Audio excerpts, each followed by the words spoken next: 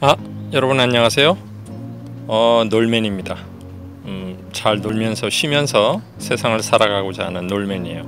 오늘은 우리가 외국어를 왜 배워야 되는지, 외국어에 관련된 여러 가지 시리즈 중에 오늘 첫 번째 시즌, 첫 번째 이야기.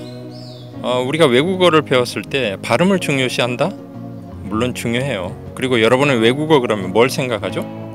첫째 영어를 생각하고, 둘째 중국어, 일본어, 그 정도 생각하시죠. 근데 이게 외국어라는 게 어떻게 보면 자기가 필요해서 하는 것이지, 어떤 면에서는 우리나라에서는 영어라든지 중국어라든지 굉장히 실용적인 어떤 특성 때문에, 또 사회나 또 직장, 그 다음에 학교 이런 데서 원하기 때문에, 토플이든 토익이든 이런 게 원하기 때문에 영어나 중국어 이런 걸 많이 하는데, 사실은요 우리가 평생 가면서 외국어를 그렇게 많이 쓸 일 없어요.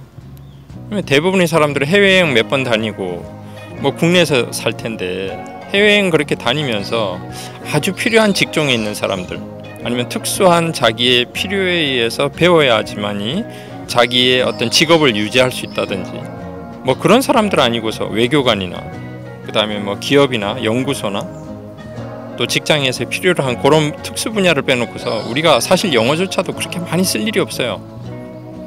근데 우린 영어를 왜 그렇게 많이 배우나? 그건 한국 사회가 영어를 외국어로 보는 게 아니라 어떤 승진, 진급, 시험의 수단으로서 척도로서 삼기 때문에 그런 겁니다. 이제는 외국어가 아니에요, 단순하게 영어는. 자, 그리고 오늘은 이제 그런 고리타분한 얘기보다 조금 다른 얘기 해볼게요. 유럽 같은 데 여러분 여행 가보시면 왜 유럽 사람들은 영어를 못해? 영어를 알면서도 대답을 안 해줘? 특히 프랑스, 이탈리아 이런 쪽 사람들.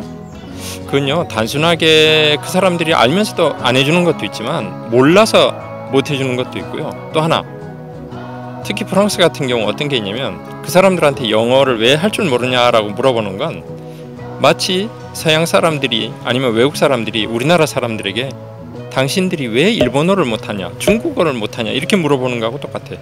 니네들은 오랫동안 중국과 일본의 지배나 영향을 많이 받지 않았느냐, 근데 왜 이렇게 그 나라 말을 못해? 아시아 사람이면 다 중국어나 일본어를 할 줄 알아야 되잖아. 실제로 외국에서 우리 한국 사람들 외국인들하고 만나면 뭐라 그래요? Japanese, Chinese 그렇게 많이 묻죠. 그러면 코리안이라고 얘기하면서도 왠지 좀 뒤끝이 찝찝해, 그죠? 왠지 알 수 없는 그 모종이 뭐가 있다고.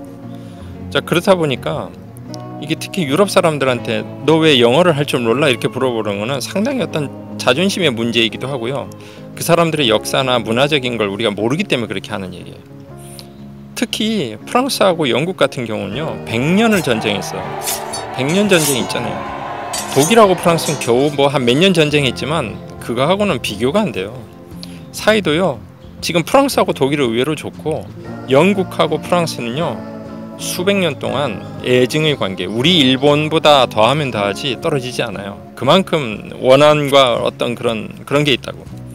그러다 보니까 오죽했으면 영국 사람들도 프랑스를 좋아는 하지만 프랑스어를 얘기하는 걸 꺼려하고, 프랑스 사람들한테 영어를 물어보면 알면서도 안 해주는 게 아니라 몰라서 못 해주거나, 아니면 정말로 한국 사람들한테 일본어로 대답을 왜 할 줄 모르느냐라고 묻는 거하고 비슷하기 때문에 약간 그런 게 찝찝하게 걸리는 거죠.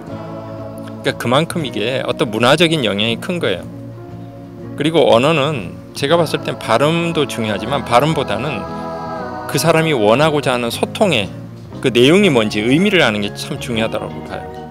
그러니까 발음은 좀 부차적이에요. 여러분들 알지만 인도 사람들 인도 영어 끝내줘요. 정말 보시면은 Actually, there were numerous causes. Aside from the obvious schism between abolitionists and anti-abolitionists, economic factors, both domestic. 근데도 다 통하잖아.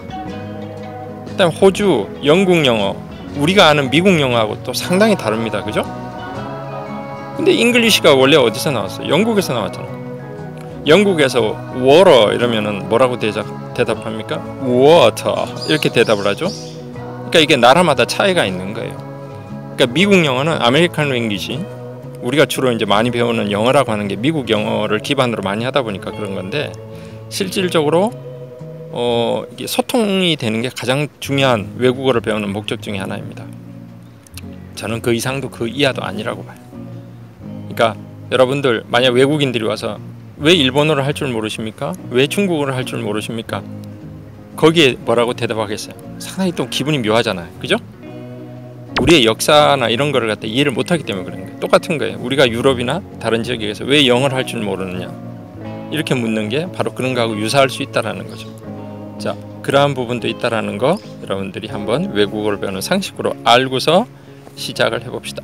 자, 다음 시간에 조금 또 다른 얘기를 하면서 이렇게 즐겨볼게요. 아, 이거 즐기려고 이게 계절의 여왕 5월 밖에 나왔는데 코로나 때문에 다들 난립니다.